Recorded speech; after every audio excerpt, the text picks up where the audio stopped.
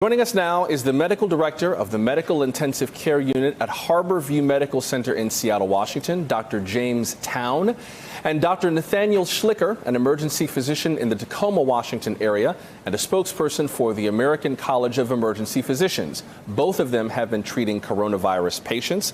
Doctors, we thank you both for being with us. And Dr. Town, perhaps we start with you. How are your patients doing, broadly speaking?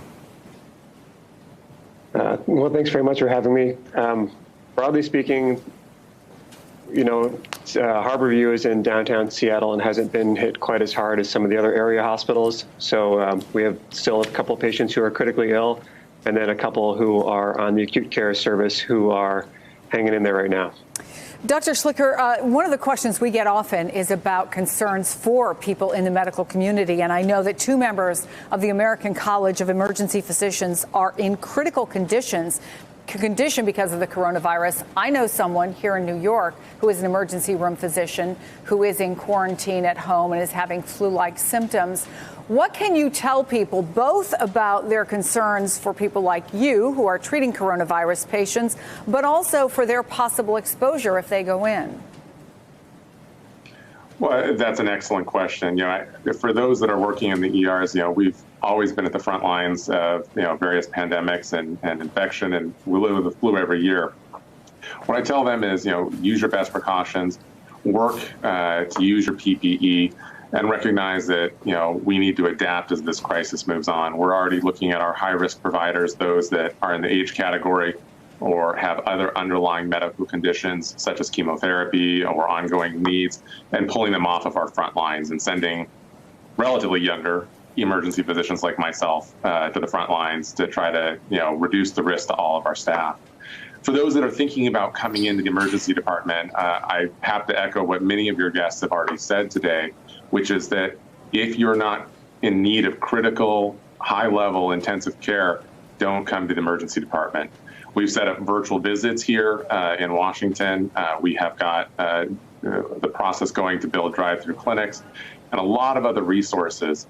If you're worried about getting the coronavirus or having it, coming to the hot zone of the emergency department where we're taking care of the sickest and the most critically ill is not the best plan unless you really need it. Let's see if we can get to a few viewer questions. Dr. Town, maybe you could take this one from Gail, who asks, we have 3 hospitals within about 5 miles. Wouldn't it be prudent to make at least one reserved for non-COVID-19 illness so that people who are weakened by cancer or heart illness have a better chance of recovering? Direct all flu cases to other hospitals or clinics? Dr. Town?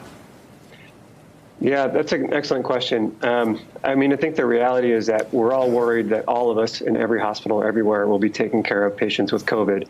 And so I think, the nature of the question that we need to try to isolate patients with COVID or even suspected of having it from other patients, particularly those at high risk, is right. But what I think needs to happen is that each hospital has to figure out the local solution to do that on a hospital-by-hospital basis. Meaning, like here at Harborview, we've established COVID wards where patients with COVID or suspected COVID can be isolated from other patients. But I think it's difficult to say that a COVID patient won't show up in your hospital and then to sort of enact a transportation scheme to move them to another hospital.